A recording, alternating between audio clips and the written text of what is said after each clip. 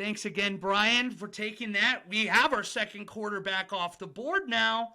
And again, we're going to come back with one of us. David has drafted Seattle now as one of his teams he will be selecting for, which means here for pick number 5, David, what are you doing for Pete Carroll and John Schneider? Ooh, with the 5th pick in the draft, I'm taking Tyree Wilson for Seattle.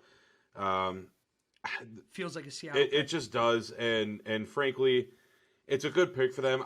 I honestly, and this is where they might trade down because I think there are some positions they would trade down for. But if you're holding here, taking a versatile edge rusher who can play inside, outside, 6'6", 6'7", 280 pounds, just a monster on the D line.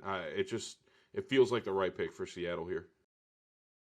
Well, I tell you what, too, is we picked Jalen Carter with that 3rd pick, but this is one of those players where I feel like if he's hanging around at 5, would you have gone him opposed to Tyree? Or do you think that you go with, again, the sure thing, a guy that you're not worried about in the locker room with Tyree? No, Seattle is kind of the team I was talking about where they can actually take the risk, right, on Jalen Carter. I mean, they were a great team last year. They shore up some things in the draft, and they may be a playoff team that you actually want to bet on when we come to the wild card or divisional round. But I do think if Jalen Carter's there, if it plays out where there are a bunch of trades up early and Jalen Carter falls to them, I do think they select him over Tyree Wilson.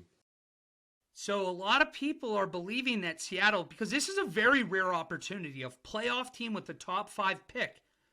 I know that we now have seen C.J. Stroud and Bryce Young off the board, but it has been kind of speculated that Anthony Richardson would be a unique fit in Seattle because he could sit, and you'd expect him to sit a year or two behind Geno, who just signed that extension. Did you give any thought to taking a quarterback here, or do you think it was defense all the way? I think it's defense all the way. I would never. And you're in Seattle's position unless you are truly upgrading at quarterback. Why would you select at 5 overall? Trade down if you're going to take a project quarterback. And Anthony Richardson, he's a project. He's not going to be a first-day starter that's going to dominate, in my opinion. I could be very wrong. I'm willing to admit when I'm wrong. But you've got Geno. Geno looked unbelievable last year. If you build off of that, he's got quite a few years left in the NFL. For sure. He's, 30, yeah, I think? I mean, just take what you got at quarterback. If he falls off a cliff, sure, you can say you make a mistake there, but I just don't think he's going to fall off a cliff. So build, especially with those wide receivers. Yeah, build off of an incredible season and draft around the talent you already have. And if it fails, it fails. But chances are it won't. Chances are you have a quarterback who's good enough to get you to the Super Bowl if you build a really talented team around him.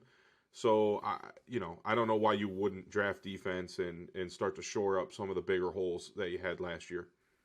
Well, there you go. David's going edge at 5 for Seattle. We'll get another pick from him with Seattle later on. But now we're going to throw it on over, speaking of David, to the team he's kind of championed on this podcast, the Detroit Lions and Kyle Butson. So we'll throw it over there now.